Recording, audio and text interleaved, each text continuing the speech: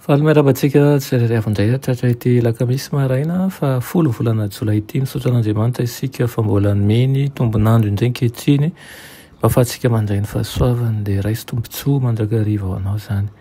Aloha anderatsika namofinainana io dia vavaka isika.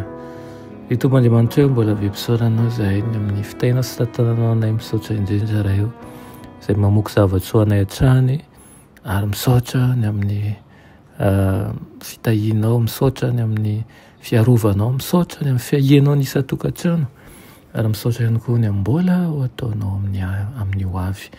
Andray ny teninao izay kehitriny dia metezanao moky zavatsoa ao aminay tsirairay avy. Tonona sy angatany amin'ny anaran'i Jesosy. Amen.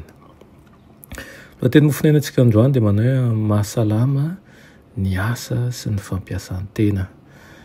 Nalaina amin'ny Isaia toko 7:10 manao hoe noho ny alavitra ny nalehanao dia sasatra ianao nefa ianao tsy niteny hoe kivy aho izany nahazo aina ny tananao ka dia tsy nahatsiaro reraka ianao. Amen. Misy olona sasany mihevitra fa fitahiana ozy izy ny harena sy ny fidonanana ampona. Rehefa misy olona mahazo harena be na koa mandova an'izany amin'ny fomba tsy ampoizina dia miato ny fahazarana hifananana ny teo aloha. Tsy ampiasainy ny fotoanany ary miada-pona izy. Toa mifarana teo ireo lafo toetra mahatonga azo ilay manodidina ary manjary mitaitaindavy izy. Be tebiteby tsy sambatra mihitsy ary tsy maharitra ela ny fahavelomany. Ireo izay manan-katao manjakariva ary tena manatanteraka amin'ny mpifaliana ny asa fanao isan'andro ny tena sambatra salama indrindra. Ny fialan-tsasatra sy ny fahatonian'ny alina no mitondra torimaso tsy tapatapaka ho an'ny vatana tsotraka. Efa fantatry ny tompo izay ahasambatra ny olombelona rehefa nanome azy ireo asa atao izy.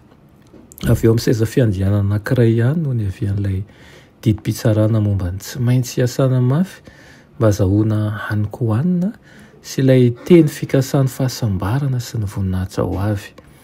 Samy fitahiana avokoa izy roa ireo. Hanampy ny fandevonan-kanina ny fampiasan-tena.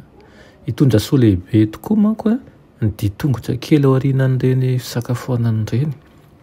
Ny fihazonana ny loha ho mahitsy tsara ohatra, ny fampitrakana tsara ny soroka ary ihany koa ny fampiasan-tena amin'ny antonina.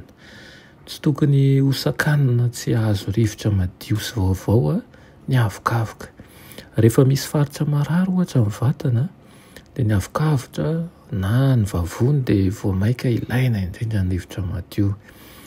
Noho izany ny fampiasan-tena mavitrika nefa tsy mahely vaika eny ankalamanjana any dia tena hanatsara ny fikorinan'ny rà ary ampitomara tratra ihany koa fahasalamana eny amin'ny hoditra ary ampihelin'ny rà izay manerana ny vatana rehetra eny vokatry ny herin'ny rivotra madio.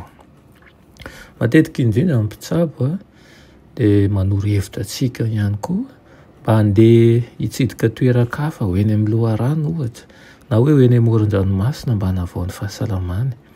Raha mahalala onona izy ireo amin'ny lafin'ny fihinanana ka manao fampiasan-tena miaraka amin'ny toetsaina falifaly dia marary 7 no hiverina azo fahasalamana indray satria voavolavola ary lasa vaovao ny toe-batany. Irina Andriamanitra tokoa manko na hanana toe-batana salama isika mba ahafahantsika manantanteraka ny didy amanandraikitsika ary ahafahantsika mahatakatra indrindra ny tian'Andriamanitra izay ho tenena amintsika. Ny fananantsika saina matsiro dia ahafahantsika mampirindra ihany koa ny toe-piainantsika.